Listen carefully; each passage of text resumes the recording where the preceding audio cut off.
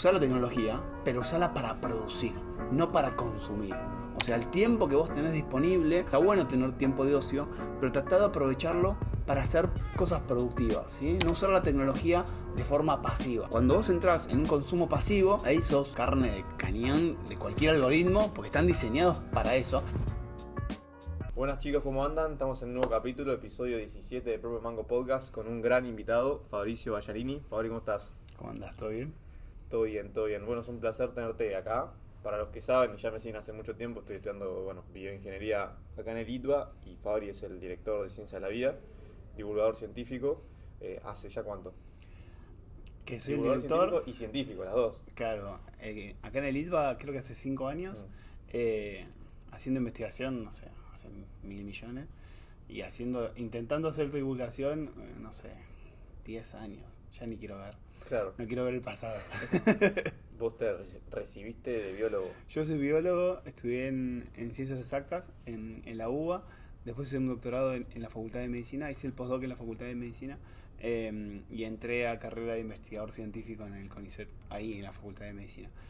Y entré acá en el 2019, viste que la pandemia un poco... Sí, Antes de la pandemia. Antes de la pandemia, justo antes de la pandemia. Así que hace bastante que estoy acá, re feliz. Bueno, buenísimo. Y en un principio estabas como director de bioingeniería y ahora, un par me preguntan, ahora estás en la parte de ciencia de la vida. Claro, en principio no había un departamento de ciencia de la vida, ahora hay un departamento de ciencia de la vida que tiene la carrera de bioingeniería y una maestría, entonces estoy ahí a cargo del departamento. Bien. En ese entonces, ¿por qué decidiste estudiar biología? No sabía muy bien qué era ser biólogo, me gustaban mucho los documentales, me gustaba el relato de contar la biología, de la parte de la naturaleza, esas historias, viste, de ir a la selva, de contar esas cosas, y pensé que tenía que ver más con eso. Ir a la selva. Con algo, Sí. ver animales, me gustan mucho los animales, pero no me imaginé que era estar en un laboratorio, no ver animales casi nunca, Claro. no Sí, estar sí, en la sí. selva. Otro palo. A otro palo completamente distinto, y aprendí recién en tercer o cuarto año. Fui a dar a que me firmen una libreta unos profesores y fui a un laboratorio y había un alumno que estaba peleando la nota, ¿no? Y le dijo, che, no sé, yo me saqué 9.50, poneme 10 porque la nota me sirve para una beca. Y digo, ¿qué es una beca? ¿Para qué? Y ahí le pregunté y digo, bueno, yo necesito tener un buen promedio para que me den una beca para hacer el doctorado. Y ahí Sí. fue como, nada. Te hizo un clic. Que hizo un clic, es esto.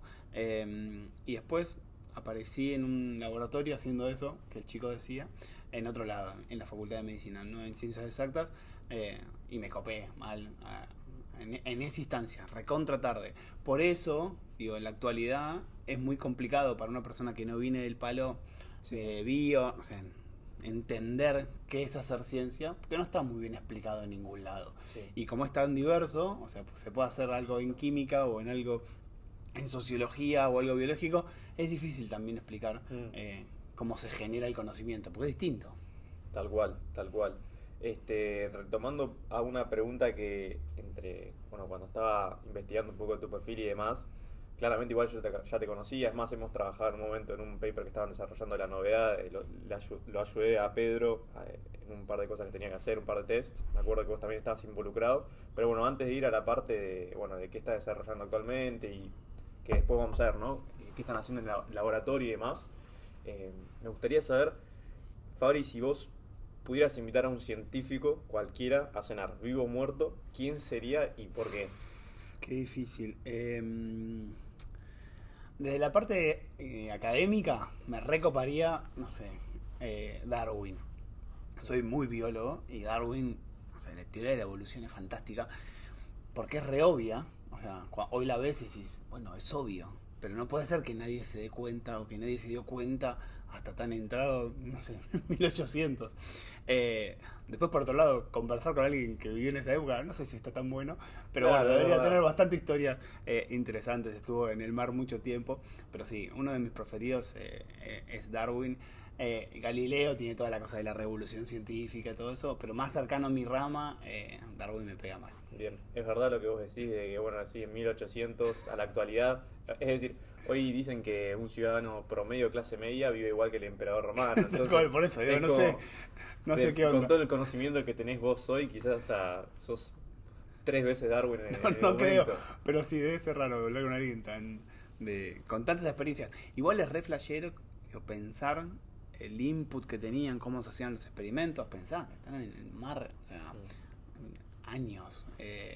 O sea, esas historias de grandes descubrimientos, o sea, no sé, las cartas que les llegaban a Einstein desde la guerra para contarle que habían resuelto un teorema, ¿viste? Cosas así, esas historias detrás de descubrimientos me parece fascinante. Muy loco que sin esa tecnología, o al menos sin la tecnología que tenemos hoy en día, podían demostrar y desarrollar, digamos.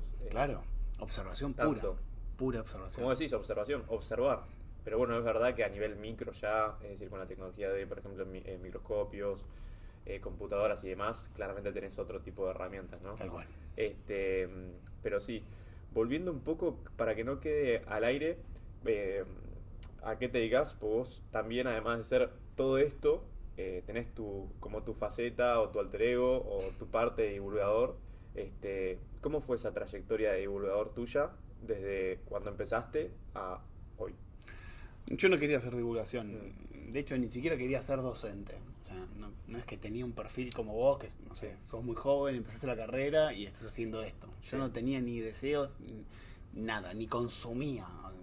O sea, no consumí, no es que estaba todo el tiempo pidiendo Carl Claro. ¿entendés? Como no había nadie y no me interesaba. Pero cuando sacamos un paper en una vez que tenían que ver con un experimento que yo quería hacer en medios de comunicación, porque me interesaba levantar mucho N, o sea, hacer un estudio muy grande y para eso necesitaba un medio. No había tantas redes sociales, todo el mundo tenía redes sociales, entonces dije, bueno, lo hago en un medio de comunicación. Y mandé mails a todos los periodistas, que me pasaron una lista de 1000 periodistas y nadie me contestó una sola persona que se llamaba Mario Pergolini.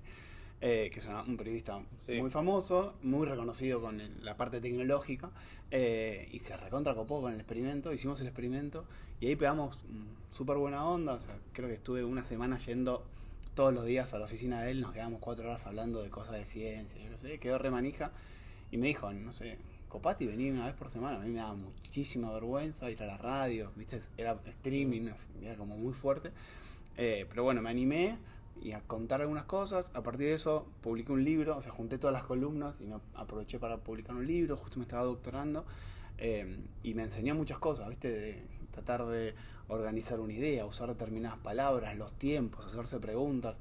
Bueno, fue a los golpes, porque digo, era estrés tras estrés y además meterse... No era lo tuyo. Cero. Y además meterse en un ámbito de una radio que era de rock en ese momento, iban todas estrellas y yo ahí un científico haciendo preguntas a un tipo que no sé, que no tenía ni idea. Pero fue una linda escuela.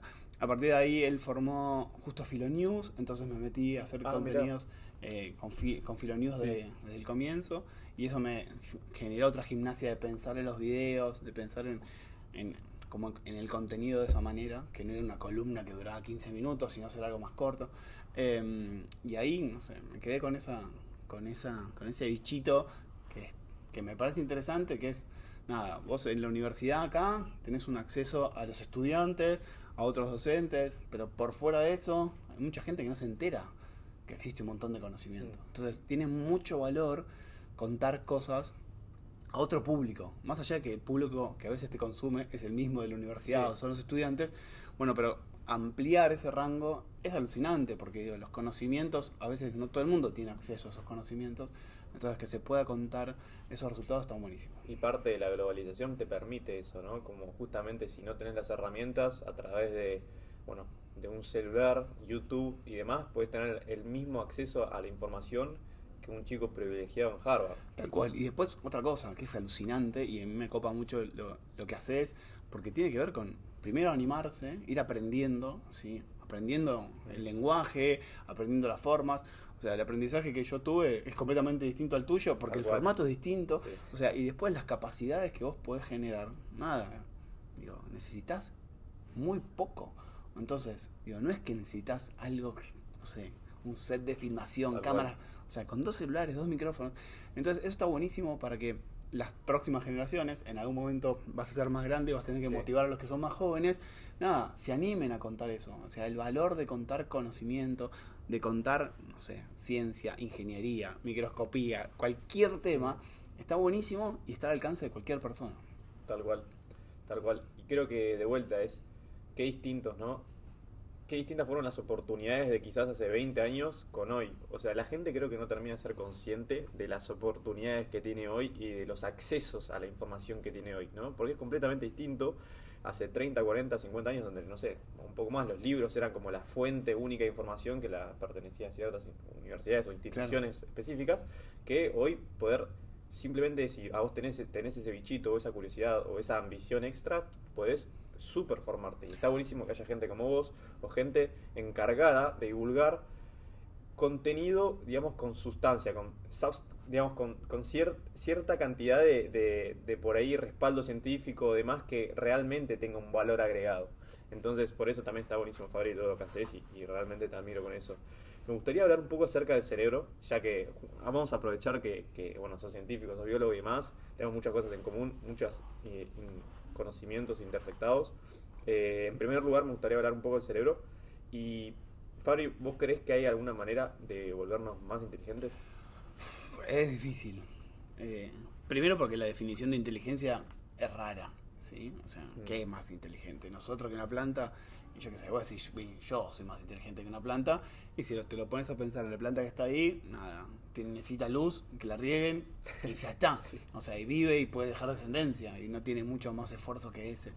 Por lo cual, digo, el concepto de inteligencia humana también es acotado, ¿viste? Porque las formas de medir, digo, tiene que ver con cosas muy estructurales, el IQ, ¿viste? Como que todo tiene que ver con una moda media pasajera. Y después, por otro lado, entre dos humanos de dos generaciones distintas, tienen herramientas distintas, por lo cual, digo, ¿cómo medís la inteligencia en dos personas que tienen inputs distintos? O sea, que conviven en universos completamente distintos, culturalmente distintos. Es bastante compleja la definición de inteligencia. Sí, lo que creo es que, bueno, para algunas cosas, cierta tecnología nos puede ayudar a resolver cuestiones que antes no podíamos resolver, pero probablemente esa tecnología nos haga más limitados en otras características. ¿Sí? Por ejemplo, voy a hacer una cosa, un ejemplo cualquiera, pero imaginemos que, no sé, nos abocamos, la humanidad se aboca muchísimo a la inteligencia artificial, a la tecnología, a las pantallas, y dejamos de lado, no sé, las cuestiones que tienen que ver con el movimiento, con el aprendizaje corporal, con lo natural. Bueno, vamos a ser unos genios resolviendo un montón de problemas que antes no podíamos resolver, pero bueno, evidentemente, nada, el contacto con otras cosas la vamos a perder. Es donde ponemos el foco. Claro. Así que capaz que somos inteligentes en algunas cosas, pero perdemos otras habilidades. Es muy interesante lo que vos decís porque de vuelta es como sos inteligente según tu entorno, por lo que entiendo. Claro. Es decir, el día de mañana somos muy inteligentes desarrollando tecnología a partir de inteligencia artificial, pero si suponete que por alguna razón del universo o el mundo hay un apagón de luz, no sirve más nada y ahí por ahí no nos sabemos reinventar, no tenemos las herramientas. Sí, hay una película muy vieja, un libro muy viejo que se llama La Guerra de los Mundos, que es una invasión de extraterrestres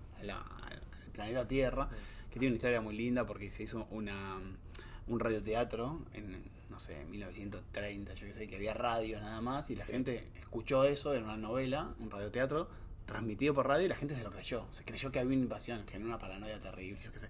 Pero la historia está buenísima, si bien la película es bastante vieja, pero cuenta que los otros tenían una tecnología alucinante para invadir, estaban sometiendo a la humanidad como esclavos, yo que sé, nada, y lo que los ganó es una bacteria, que se metió en el circuito, no tenían anticuerpos para esa bacteria. Entonces, digo, ¿cuál es la inteligencia? En algún punto, o sea, hay una, no sé, cuando el humano descubre, no sé, el trigo, ¿sí? No descubre el trigo, pero la producción de trigo. Es decir, bueno, dominamos el trigo y podemos hacer un montón de productos y lo podemos almacenar, hacemos un montón de cosas de genética para...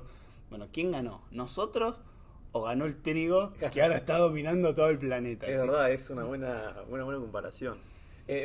Tiene mucho que ver con digamos, desde el punto de vista que lo mirás, ¿no? Tal cual. De vuelta, por eso te iba la pregunta, porque es un tema tan complejo, pero bueno, y que tiene tanto potencial y tan abarcativo que es muy interesante desarrollar. Es más, desde el punto de vista biológico es una cosa, desde el punto de vista filosófico es otra. Entonces, sí, a nivel evolutivo, o sea, el cerebro nuestro es muy similar al cerebro de todos los antepasados de siglos atrás. O sea, no evolucionamos tanto. Los procesos evolutivos de cambios grandes a nivel, digo, fisiológico, neurológico, nada, se dan en miles y miles de años, por lo cual es bastante poco probable que la tecnología, que el acceso a un montón de conocimiento haya cambiado ese factor. Sí, lo que podemos hacer es acceder a formas de resolver problemas que antes no podíamos resolver.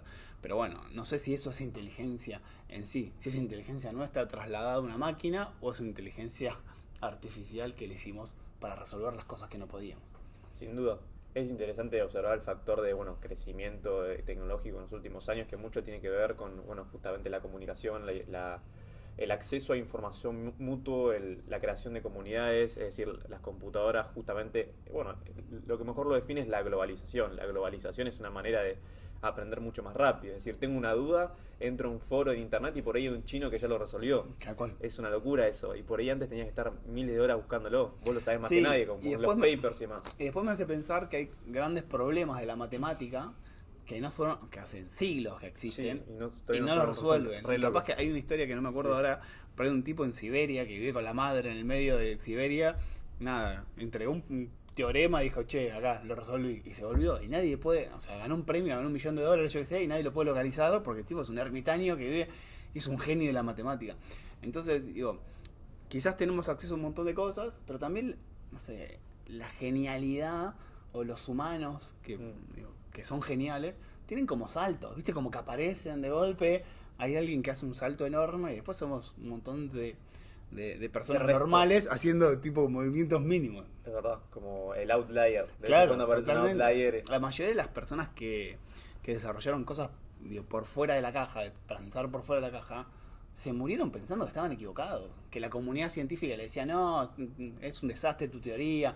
O sea, estaban tan afuera de la caja que se murieron pensando que no tenían razón. Y eso es alucinante para la generación de conocimiento, porque te da como una moraleja de todo el conocimiento sirve. ¿Sí? Aunque vos pienses, aunque te lo critiquen, ese aporte va a servir en algún momento de la historia. Y después, por otro lado, la injusticia de que criticamos algo porque existe un dogma y capaz que esa persona tenía razón, pero estaba tan adelantado que no lo podíamos creer. Tal cual, y pobre él, que era una avanzada para la época y la pasó sufriendo. Fue mal, sí, todos, Mendel, Darwin, Galileo, sí, todos. Ni uno sacó, terrible.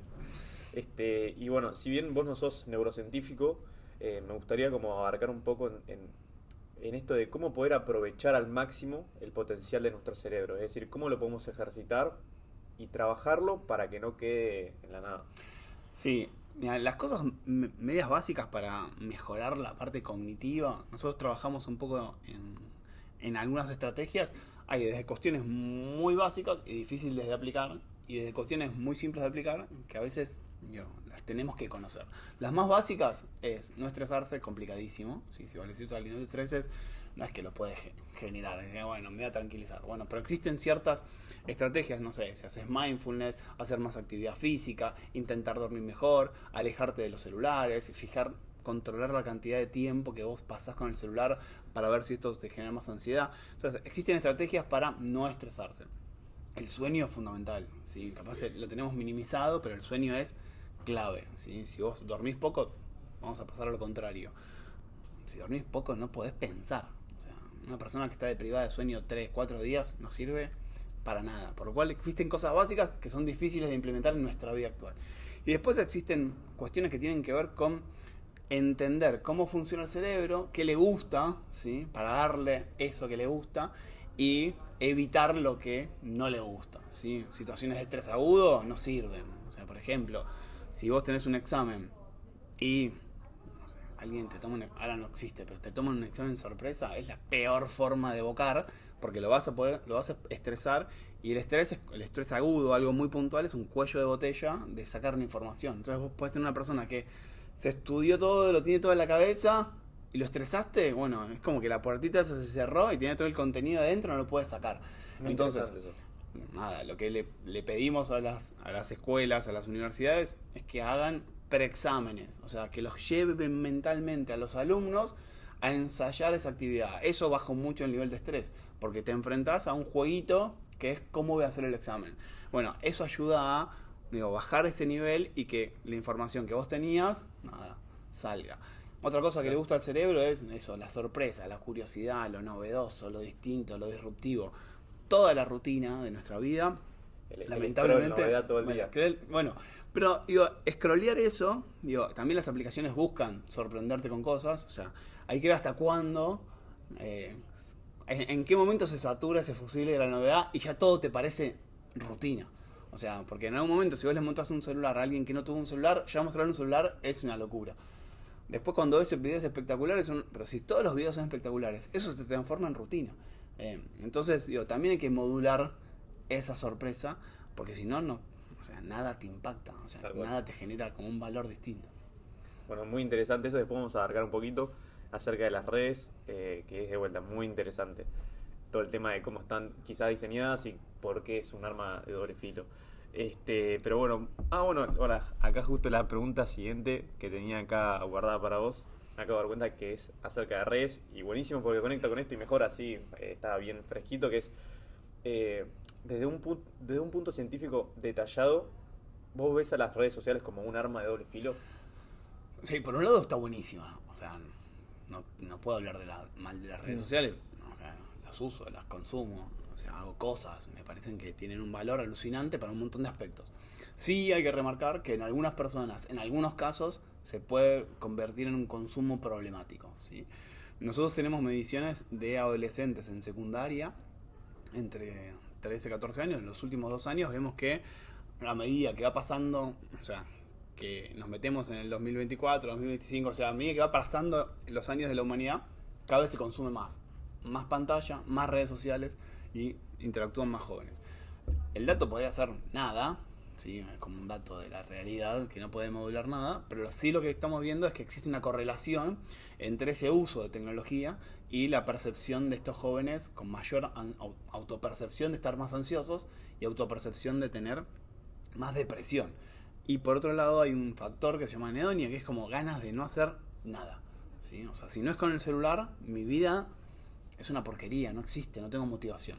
Y eso, según los datos que tenemos, parecería estar relacionado con un tiempo límite de horas diarias, que sería aproximadamente las 6 horas y media. Cuando vemos que estos en adolescentes, cuando vemos que estos adolescentes después de las 6 horas y media siguen interactuando con el celular, que es un montón de tiempo, 6 horas y media, bueno, empezamos a ver que estos valores de ansiedad y depresión aumentan. Sobre todo en mujeres, ¿sí? O sea, se ve mucho más exacerbado en mujeres. ¿Qué contrarresta eso? O sea, ¿en qué grupo de chicos y chicas no vemos estos factores? En los que hacen actividad física. O sea, y ahí está un poco la relación entre salir del celular, pero hacer algo que te permita tener movimiento, gastar energía, sociabilizar, competir, divertirte, que te quite la atención de la pantalla. Porque cuando estás jugando un partido de básquet o de fútbol, no puedes estar con el celular. Entonces la recomendación es, a los colegios o a las personas, a los estudiantes, bueno, el deporte te saca, o sea, te hace muy bien por la cuestión cardiovascular, a nivel mental, cognitivo, pero después te saca tiempo de estar con la pantalla. Así que, digo, en ese punto hay cierta convivencia. Obviamente el celular sirve para esto, para contar cosas que están buenísimas, para contar historias alucinantes, para informarte, bueno, pero en algunos momentos ese consumo se puede volver ciertamente problemático. Por eso hay que chequear mucho la cantidad de horas de pantalla que uno tiene, que es un reporte que te da el celular, ¿sí? O sea, ese valor no es naif. En algunos casos nosotros nos dan en los anchos de las curvas chicos que están 12 horas, 13 horas. O sea, hay picos de 13, 14 horas diarias. O sea, eso es una locura. Es una locura. Pero, y cuando lo ven, se ríen como diciendo no puede ser. Y está bueno que reconozcan ese valor. Y la mitad del tiempo la pasan en TikTok. Ahora empieza a haber ciertas regulaciones en otros países, con determinadas prohibiciones, como Australia, con determinadas prohibiciones. En Estados Unidos está muy vigente eso de cómo el algoritmo, por ejemplo, de TikTok o algoritmos de Meta hacen que, o están diseñados para que vos no puedas salir a la realidad. Así que en eso está la discusión. Sí, es muy interesante el caso de que, bueno, hace poco en Australia prohibieron las redes sociales para chicas menores de 16 años. Entonces me parece una locura eso. Pero bueno, hasta cierto punto quizás lo veo como algo productivo, justamente para la salud de estas chicas. También lo que me parece muy interesante es como profundizar un poco en esto de qué es utilizar las redes. Si yo, por ejemplo, estoy con el GoodNotes haciendo ejercicios de matemáticas, ¿estoy usando las redes sociales? O quizás, no sé, estoy en Instagram scrolleando versus estar en WhatsApp escribiéndole a mi mamá algo. ¿Todo eso se puede meter en una misma bolsa o hay distintos grados de utilización de redes sociales? Está muy bueno eso, sobre todo para las personas más jóvenes que tienen que discernir qué es el uso y qué no es el uso. Lo que se intenta recomendar digo, yo no soy experto en esa área, pero Sí. charlando con gente de afuera que la problemática la tienen mucho más coyunturalmente presente que nosotros, es que, nada, ponele que vos tenés el chat GPT, nada, tenés que hacer una nota, no sé, tenés que estar una hora trabajando, una hora estudiando, decís, bueno, en vez de estar una hora uso el chat, lo hago en 5 minutos. La pregunta es, ¿está bien o está mal? No, no está ni bien ni mal. El tema es para qué vas a usar esos 55 minutos extra. Si lo vas a usar para crear algo, para ponerte a escribir otro guión, para hacer un video, para hacer ejercicio, para producir, para charlar con tus amigos, para salir a caminar, lo que sea, es espectacular. Pero si vas a estar 55 minutos de ese tiempo ganado mirando videos de gatitos, es ocio total. Entonces, lo que te dicen es, bueno, no uses la tecnología, o sea, usa la tecnología, pero usala para producir, no para consumir. O sea, el tiempo que vos tenés disponible, está bueno tener tiempo de ocio, pero tratá de aprovecharlo para hacer cosas productivas, ¿sí? No usar la tecnología de forma pasiva. Cuando vos entrás en un consumo pasivo, ahí sos carne de cañón de cualquier algoritmo, porque están diseñados para eso y te va a costar salir. Si lo usás para producir, bueno, más allá del desarrollo cognitivo, nada, no te genera tanta dependencia. Tal cual, está buenísimo esto porque es 100%, es tratar de producir, aprovechar ese algoritmo a tu favor. Es Sí, decir, y producir es aprender, ¿eh? O sea, Tal es cual. como, nada, meterte en temas, en ponerte a leer, escribir cosas, eso está bueno. esto lleva un poco también a la siguiente pregunta, hablando un poco de ChatGPT y demás, es que, bueno, ambos sabemos que claramente como el mundo está cambiando constantemente, hoy mucho más que antes, entonces, vos, Fabri, ¿qué herramientas crees que son indispensables para estar bien formados en los próximos años y décadas?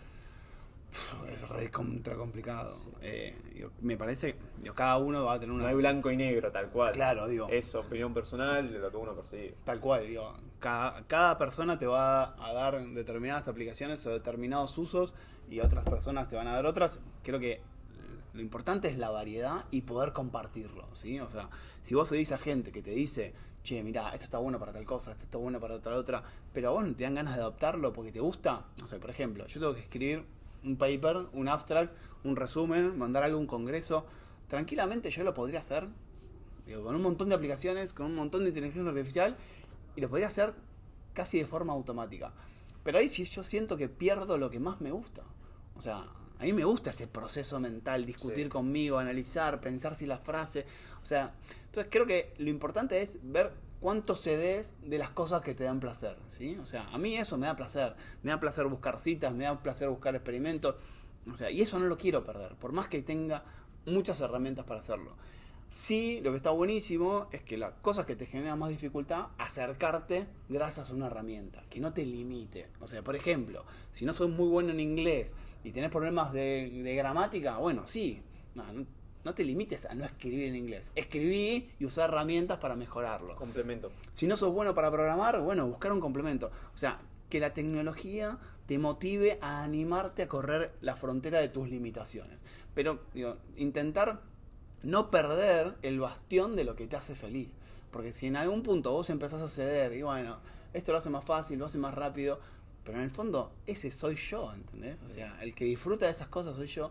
Bueno, a mí me gusta discernir eso. O sea, hay cosas que me gustan y las sigo haciendo yo de esta manera, quizás artesanal, más lenta, pero pasa por mi placer. Claro. Y las cosas que me generan dificultad, no sé, cuestiones que tienen que ver con temas que no manejo, sobre todo que tienen que ver con programación. Bueno, si no tengo la asistencia de alguien, usar la asistencia tecnológica. Hay 1.000 millones de herramientas.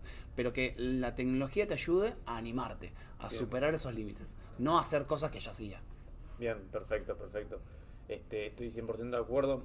Más que nada porque es verdad que mucha gente piensa que va a venir la inteligencia artificial y los va a reemplazar a todos de la nada.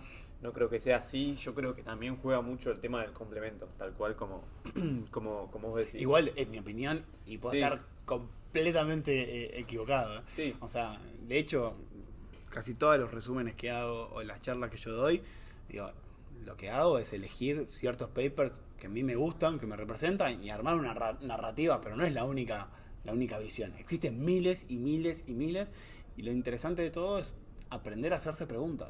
O sea, cuando yo te cuento algo, que vos me preguntes, che, pará, ¿tenés razón? Y yo también preguntarme, cuando vos me cuestionás, ¿tengo razón? O sea, Si uno no se hace preguntas adecuadas a las otras personas y a uno mismo, no progresa en el pensamiento. Así que el pensamiento crítico es alucinantemente productivo en todas las instancias.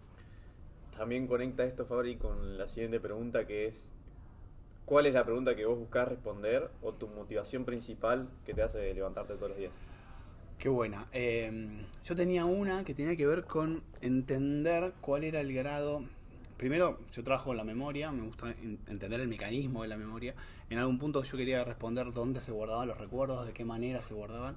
Lo logramos responder, o sea, faltan un montón de elementos, pero sabemos mucho comparado a lo que sabemos hace unos años.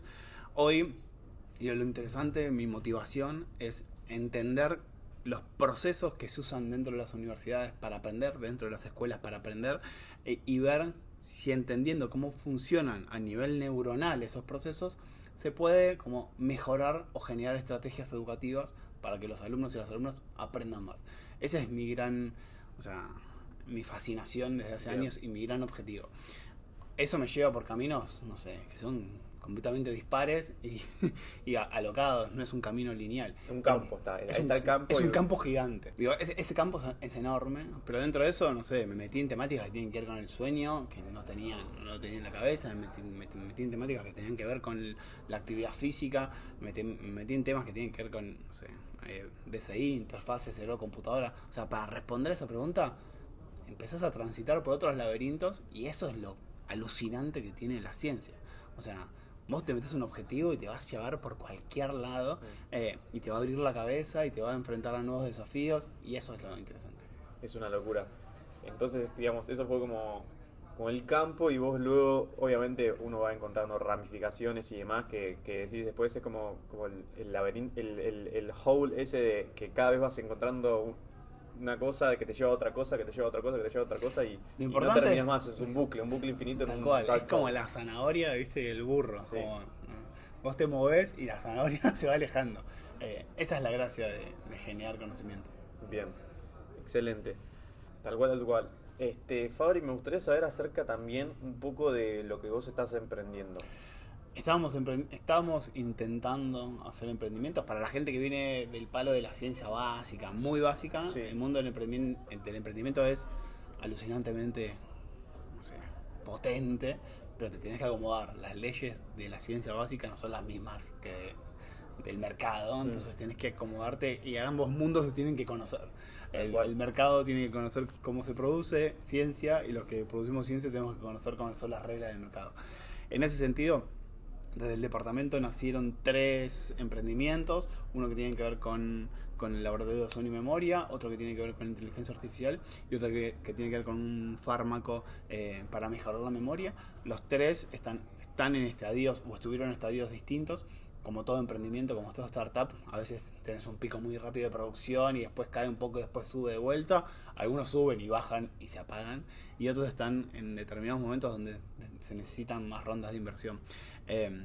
Es un campo muy fructífero en la Argentina, tanto la parte de bioingeniería como la de biotecnología, toda la región bio o el universo bio creció muchísimo y tiene una dinámica, sobre todo para las generaciones más jóvenes, muy rica en entender que se correlacionan o se relacionan conceptos muy viejos que capaz que tienen personas, no sé, por ejemplo, en el laboratorio de bio está Jorge Medina, que es una persona que tiene 600 papers y bueno, él se recontra enganchó con meterse en una startup porque pudo entender que todo su conocimiento, aportó mucho paper, pero quería una pastilla para la memoria, ¿entendés? O sea, entonces esa posibilidad te genera como, te desbloquea un casillero de ambición científica, ¿viste? Como, yo entendí cómo funcionaba esto, bueno, ¿se puede hacer una pastilla para mejorar eso?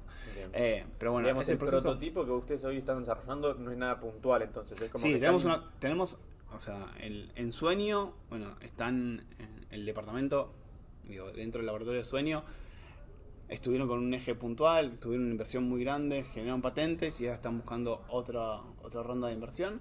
En inteligencia artificial nosotros tenemos un asistente que tiene que ver con educación, con formación, que mezcla cualquier asistente educativo para mejorar, pero con conocimiento neurocientífico. O sea, en qué Bien. momento estudiar, en qué Está momento mejor no, qué hacer. entrenado en el aspecto neurocientífico. Claro, o sea, es como que mezclamos todo el conocimiento que nosotros teníamos con eso.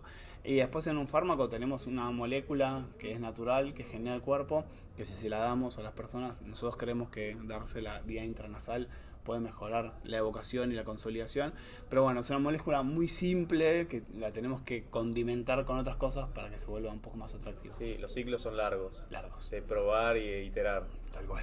Sí, sí, nada que ver con, por ejemplo, lo que es más ligado al software. Bueno, eso se sabe, que todo lo que tiene que ver con el laboratorio son ciclos mucho más Claro, largos. y los fármacos muchísimo más largos. O sea, son cosas, bueno, la ganancia es enorme, pero el proceso es Tal cual. larguísimo. Yo me pregunto ahí también, de vuelta, imaginándome si en algún momento se va a poder como modelar todo a nivel computacional para desarrollar estas tecnologías mucho más rápido y no tener que depender de un laboratorio en el día a día. En algún Sí, momento bueno, tiene que ser. ahora AlphaFold sacó una versión tremendo, sí. 3 que, bueno, aceleró un proceso de visualización de proteínas y de encastre enorme. O sea, se adelantó muchísimo. Así que ¿Cómo lo usas vos, AlphaFold, en tu día No, a día? ¿O cómo lo puedes usar? lo puede usar Como cualquiera. científico. Primero que está buenísimo porque anteriormente vos tenés muchas proteínas en tu cuerpo que no las podés ver. O sea, vos podés ver una estructura, podés ver los elementos, pero no sabés cómo se pliegan. Es como que, imagínate que vos podés agarrar un rompecabezas, medir todas las piezas, contarlas, mirarlas todas, pero bueno, cómo se combinan entre sí. Y eso es tridimensional, o sea, se pliegan de una forma determinada. Antes, para hacerlo, se necesitaba una cosa llamada cristalografía de rayos X, que eran poner una proteína en una puntita, transmitirle un rayo y o sea, era una locura costosa, lenta, que Mirá. se hacía. Bueno, lo que hizo AlphaFold es tratar de generar cierto conocimiento y predicción que vos le das las proteínas y te hace el dibujo, te la dibuja de la mejor manera. ¿Por qué acelera muchísimo? Porque la farmacología tiene que ver con encontrar moléculas que se conecten a estas proteínas, a estas enzimas, para bloquearlas, el efecto, o para potenciarlas, para catalizar. Entonces te dan las chances de decir, bueno, si la forma es así, bueno, ¿de qué manera yo puedo encontrar otras moléculas que se encajen de forma perfecta? Es como tener una visualización de cómo son las combinaciones de las llaves. Entonces el proceso es enorme. Por eso pueden probar, no sé, tengo esta enzima que funciona mal y cuando funciona mal esta enzima te genera esta patología. Bueno, eso lo sabíamos hace un montón. El problema es que encontrar un fármaco que bloquee esta enzima o que la mejore o que la cambie. Bueno, ahora puedes probar una batería enorme de fármacos No, es una de locura, forma entonces, el automática y avance. acelerar. Sí, de hecho se estima, hay que ver cuán realista es, pero se estima que se avanzaron miles de años de investigación y se ahorró muchísimo dinero, porque todos esos procesos, además de ser costosos, eran lentos. Por lo cual, digo, el avance es enorme. Vamos a ver en los próximos 3, 4 años los resultados de estos papers que están sacando estos investigadores, que tienen que ver con revolucionar el mundo de la farmacología de forma total. Y por lo que vos me contabas, Fabri, realmente parece, o sea, súper innovador y o sea, es un breakthrough. Sí, tal cual. Tremendo, tremendo.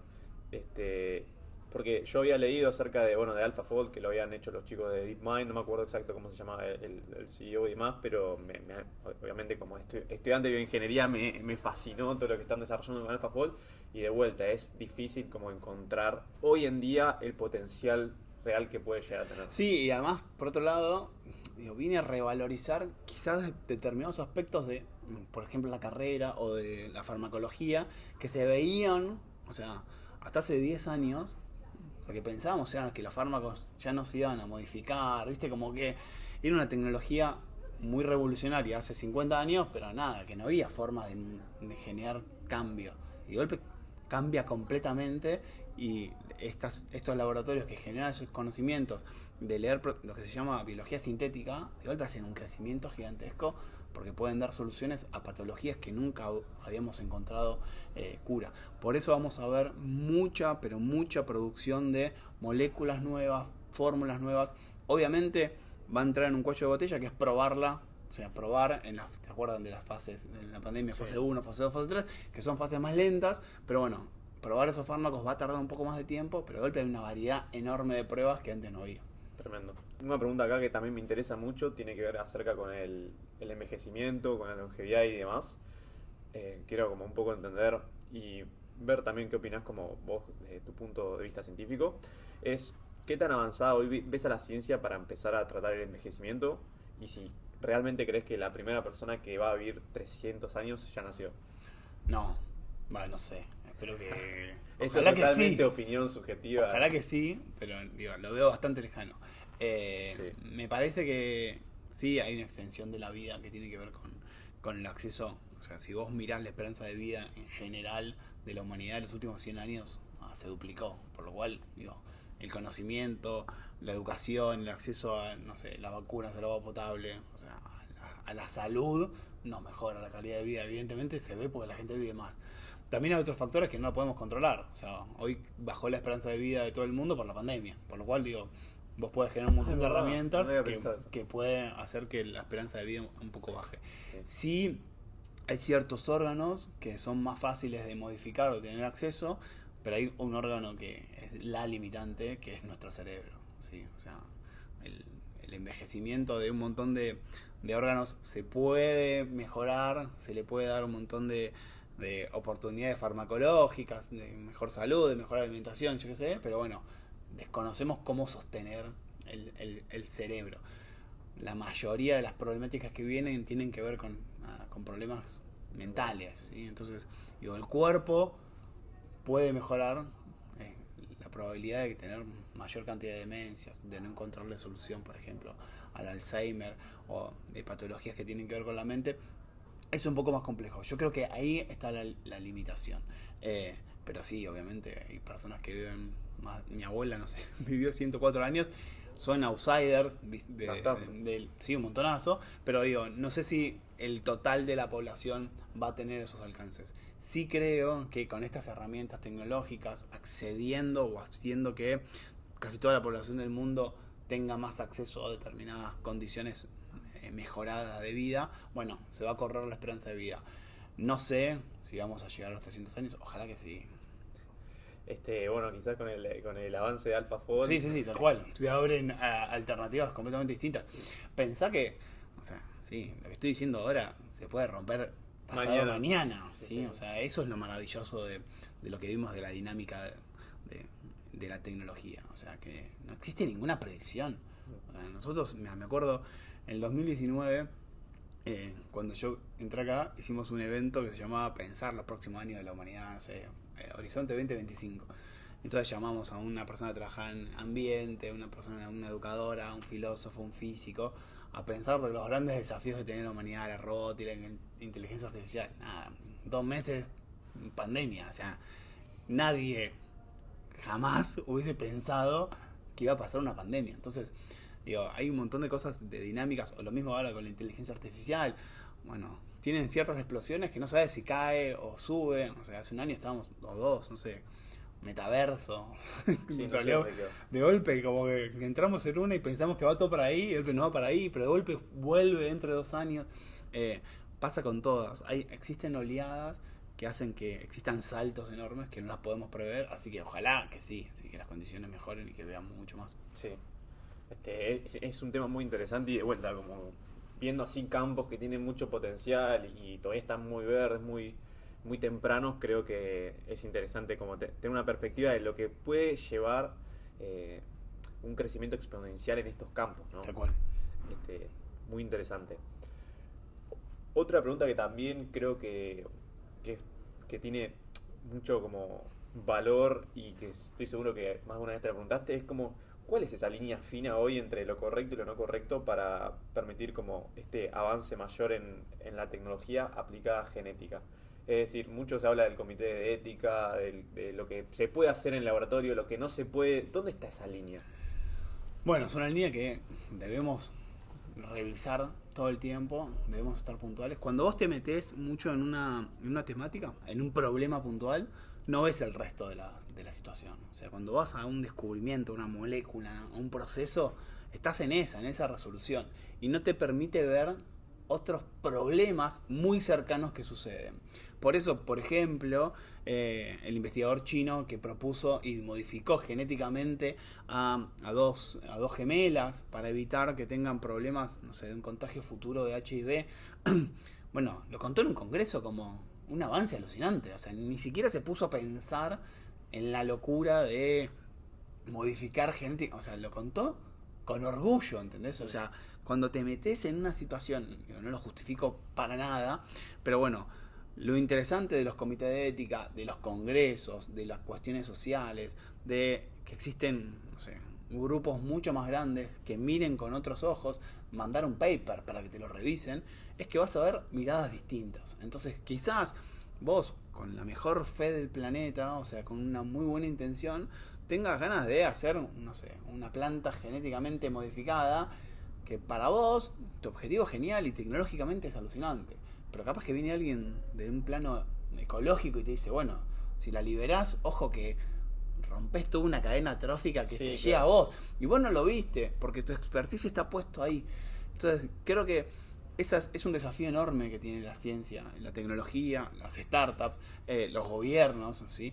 De contar esas cosas. De ahí que la comunidad científica tiene un músculo muy fuerte en la interacción. O sea, para la comunidad científica no hay países. O sea, quizás acá no lo ves en los laboratorios, pero vos a cualquier laboratorio de cualquier parte del mundo y son personas de distintos países con objetivos comunes. Es la humanidad, es como, no sé, la Estación Espacial Internacional. O sea, hay que entender que la comunidad científica empodera a los países con conocimiento, pero en algún punto empodera a nuestra especie a resolver esos problemas. Digo, por lo cual, esas miradas multiculturales, ¿sí? Que en un laboratorio, no sé, por ejemplo, en nuestro laboratorio hay médicos, psicólogos, bioingenieros, biotecnólogos, biólogos, o sea, hay gente de todas las ramas. Bueno, cada uno tenemos miradas distintas de esos problemas. Entonces, digo, esas miradas hacen que los problemas se entiendan de distinta manera y quizás te hacen ver cosas que vos no viste. Eso está bueno. Realmente está bueno porque, de vuelta, vamos allá a temas muy complejos, entonces está bueno esos temas complejos tratarlos de distintos puntos de vista. No sabía, no conocía, o sea, quizás lo había escuchado este caso de gemelas, pero que ¿cómo desencadenó eso? Mal para esa persona. Sí, bueno, le sacaron el título, no se sabe nada de estas gemelas. Sí, estuvo en la cárcel, no sé si sigue estando preso. ¿De dónde era? De China. De China. Pero lo contó en un congreso de genética y nada, fue una plenaria, lo contó y la gente no lo podía creer. O sea que las herramientas están hoy para clonar gente, simplemente que es totalmente ilegal. Sí, o sea, por suerte existen, digo, más allá de las cuestiones propias y de las instituciones y de los laboratorios y de las universidades, digo, también existen regulaciones, por suerte, que ponen freno a probar determinadas cosas, o sea, probar fármacos, hacer determinadas técnicas, no sé. Obviamente, desde el lado que lo veas, puede ser que eso limite la expansión o no de determinadas problemáticas, pero creo que se necesita una mirada global para entender un problema. Hace un tiempo hablaba con un biólogo que creo que es filósofo también, y me contaba que su trabajo es tratar de encontrar conceptos, parece muy simple pero es muy complejo, de algo muy en común. Entonces dice, bueno, ¿qué es la definición de glaciar? Entonces, para una persona que vive en el glaciar, para mí una definición de glaciar es un hielo que está, bueno, para la persona que vive ahí, no es solamente el hielo, es parte de su historia, es el cementerio de sus antepasados, pero para una empresa que tiene abajo, tiene abajo un montón de dinero, nada, es un estorbo que lo quiere correr. Para un gobierno, entonces, digo, un objeto tiene 1000 conceptos, 1000 visiones distintas. Entonces, digo, es importante discutir esas visiones, porque si no uno se cree que tiene la razón. Como que haya un senado de genética. Claro, de la razón en ese cuadradito chiquitito. Pero aún conociendo ese cuadradito chiquitito, hay miradas distintas, interrelaciones distintas, y eso es alucinante. O sea, vos decís que si hoy yo agarro un pelo tuyo, puedo clonar un Fabry idénticamente lamentablemente igual. Sí.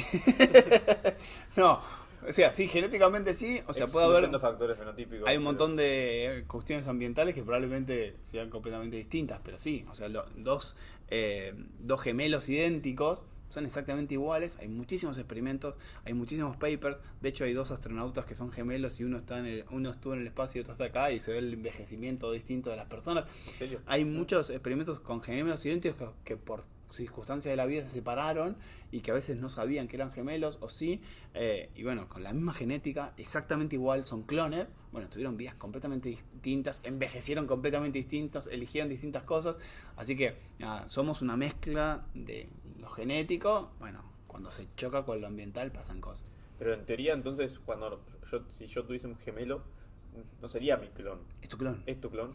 Los gemelos sí, los mellizos no. Los Claro. gemelos son idénticos. Claro, Tienen todos ya los sé. mismos genes. Bien, entonces, claro, solamente la diferencia son factores fenotípicos, pero vos es totalmente clon. Sí, y ahí te das cuenta cómo funciona el ambiente. No con solamente el input de tus deseos, no sé. Hay personas que nacieron en las mismas familias, o sea, son chicos que siguieron Sí. en la misma familia. Bueno, uno es abogado y otro es médico. O sea, hay elecciones que tienen que ver con gustos determinados. Así que es el ambiente el que modela. Cómo te alimentás, cómo te Tal cual. estresás. O qué te interesa o qué no te dónde interesa. vivís. Sí, tal cual. Muy interesante. Otra pregunta, Fabri, que me parecía de vuelta muy interesante es ¿qué consejo vos le darías a Fabri hoy si tuviese 18 años sabiendo todo lo que sabes actualmente? Uy, qué buena. Qué difícil. Que no me estrese. Que no me agarre ansiedad por entender cosas que antes no entendía. Que estudie la mayor cantidad de cosas que me hubiese propuesto. Yo estudié arquitectura y me pasé a biología. Así que me hubiese encantado haber terminado arquitectura en mi carrera frustrada. Y que después, como esa charla de Steve Jobs, al final vos construís un montón de puntos que los conectás. Entonces, que todo aprendizaje sirve, que no pensar en que nada, existe un solo camino, en que las cosas son lineales, en que las respuestas aparecen cuando recorres un par de puntos. No, las respuestas aparecen de forma azarosa y hay que hacer, hay que animarse, hay que equivocarse 200 veces, hay que reconocer los errores y sin errores no se aprende. Así que nada, que me tenga paciencia, que me voy a equivocar 200 veces y que me perdone esos errores que en el fondo me van a servir para ser mejor. Excelente, excelente. Fabri, última pregunta que tengo que hacerte. Un podcast y un libro que le quieras recomendar a la gente. Mira, libro, El último teorema de Fermat, alucinante, me volvió loco. Y un podcast un poquito viejo, que tiene 2 o 3 años, pero para mí es el mejor podcast de la historia. Toda la saga de Solaris, escúchenlo, son 16 capítulos, joyas de sonoras, o sea, lo escuchás y ves un documental. Así que, sí, Solaris y El último teorema de Fermat. Excelente. Bueno, acá vamos a dar por finalizado este podcast. Ahora vamos a ir a la parte de laboratorio y con eso ya vamos a cerrar. Pero bueno, damos por finalizado este podcast. Fabri, muchas gracias por venir. Gracias a vos y bueno, me encanta lo que haces, así que pilas. ¿Querés dejarle tus redes a la gente que te estás viendo? Así... No, acá la estrella sos vos, yo no quiero hacer nada. Yo soy el director del Bueno. departamento, solamente Bueno. propicio este espacio para que vos puedas Bien. crecer y te sientas pleno. Excelente. Bueno, si nos quieren buscar en Instagram, purplemango.podcast o mi Instagram, Dotto Marchesini, y a él no lo busquen, a Fabio Ballarini no lo busquen. Bueno, buenísimo. Acá estamos. Bueno, acá funcionan distintas líneas de investigación, así que vamos a ver gente que está trabajando. Bueno, pero eso pasa, ¿sabes por qué?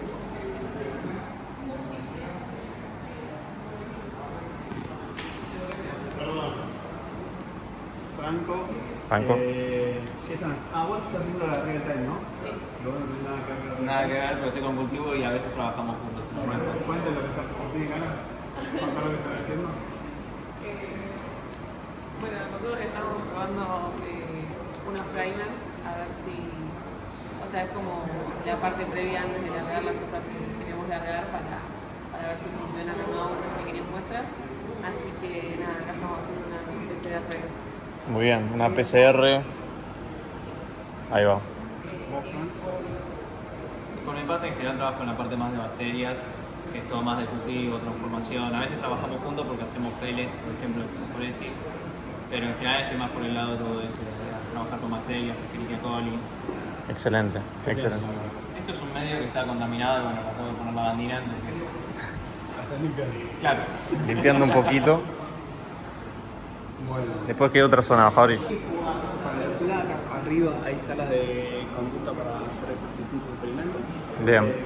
Acá hay una zona de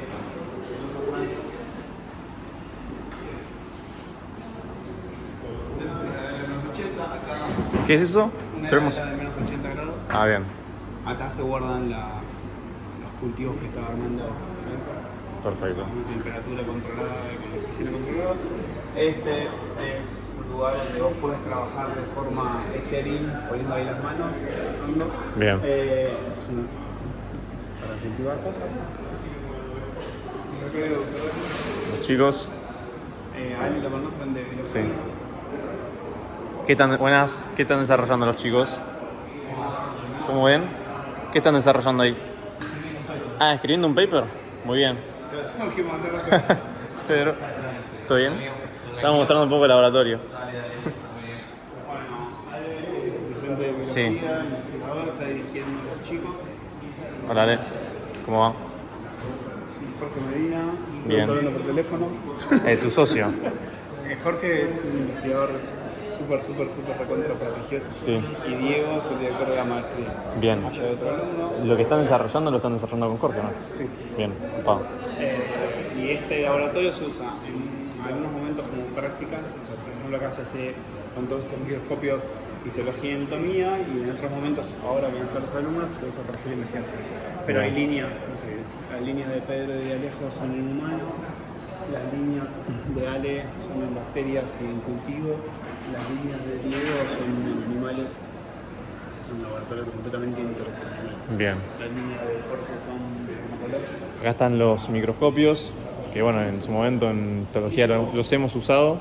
Están nuevitos también, había un par de nuevitos. Sí, son todos nuevos. Allá están los nuevitos. Muy bien.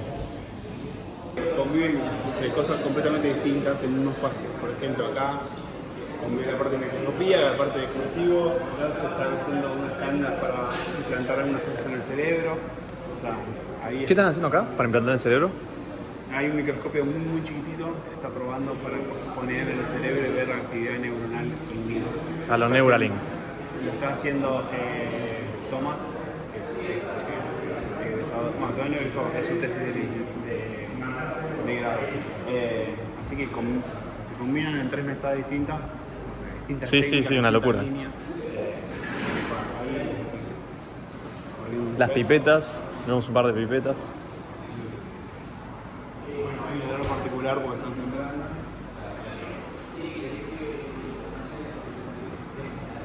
De todo un poco. Sí. Muy buena infraestructura. Hay muchas líneas. Sí. Sí, sí. Los vecinos nuestros, en el laboratorio de Ingeniería Química y Medio Ambiente, bueno, hacemos cosas compartidas todo el tiempo, usamos equipamientos distintos. Si bien está separado por esta pared, bueno, compartimos cosas. Las centrífugas son compartidas, las CDR lo mismo. Investigan un montón de cosas distintas, no sé, el mapa arsénico que se ve en todos lados, nanomateriales, tratamiento de agua, contaminación. Es un grupo alucinantemente copado y trabajamos en conjunto, pese a que somos laboratorios distintos, temáticas distintas, pero bueno, compartimos cosas y eso nos potencia a los dos, porque al estar cerca tenemos como más diálogo y nos podemos ayudar. Bien. ¿Cómo va? ¿Todo bien? Yo he estado en alguna materia química orgánica acá. ¿Qué están haciendo? En este laboratorio se hacen varias investigaciones enfocadas en remediación ambiental. Bien. En esta zona del laboratorio hacemos variedad de síntesis orgánica, modificación de materiales, asociados a diferentes líneas de investigación o doctorados. Bien. Al otro lado sí tenemos varios equipos de caracterización que se utilizan en las cátedras de química orgánica, química analítica. Sí, HTPC. Ver un poco. Dale, ¿esto qué es? Así vamos de acá para allá. Esto es un sistema de reacción de Gabriel, que es becario doctoral. Te puede contar mejor, contale un poquito. Gaby, ¿qué estás es? haciendo ahí, Gaby? ¿Qué tal? Sí, acá lo que estamos haciendo es modificación de quitosano, que es un polisacárido de origen natural, Bien. que viene de la biomasa renovable. Y bueno, lo que estamos haciendo es intentarlo modificarlo para después usar ese material modificado para desarrollar distintos materiales de liberación controlada. Bien. En particular mi tesis es sobre liberación de agroquímicos para hacer un uso más eficiente de esos principios activos, y la idea es eso, es como hacer todo en la línea de lo sustentable, parte de un material ya de origen natural, Sí. para hacer un uso más eficiente después de los agroquímicos, que también va a tener un menor Bien. impacto. Eficiencia en agroquímicos. Perfecto. Perfecto, perfecto. Bueno, buenísimo, muchas gracias. Y acá Al me otro querés lado mostrar tenemos que equipos de alta complejidad para Hecho. caracterización química y para cuantificación. bien, Por ejemplo, tenemos cromatógrafos de líquido, cromatografía. cromatografía Sí. líquida de alta performance, tenemos FTIR, para Bien, caracterización estructural.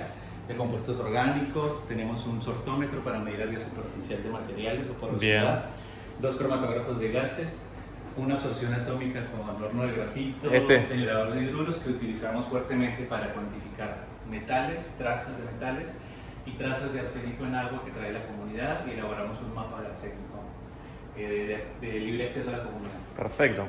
Este equipo mide carbono total, orgánico y fuente inorgánica, UV visible, espectroscopía, nanosynthesizer para medir tamaño de partícula y carga superficial, especialmente nanopartículas, un microscopio común, microscopio para ver materiales, un goniómetro para medir ángulo de contacto y balance.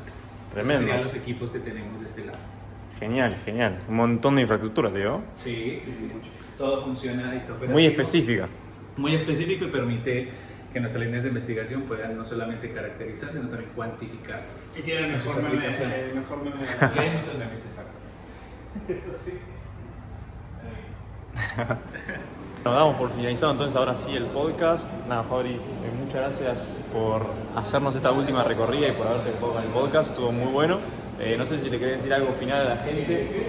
No, agradecerte que viniste, que te copaste, que siempre estás interesado en comunicar cosas de calidad, felicitarte. A mí me pone súper contento que un estudiante pueda participar y que cuente todas estas cosas de otra manera, súper fresco, súper ameno. Así que gracias por compartir.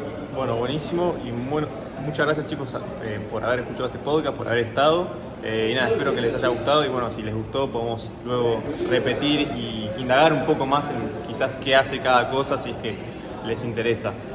Así que nada, bueno, nos vemos.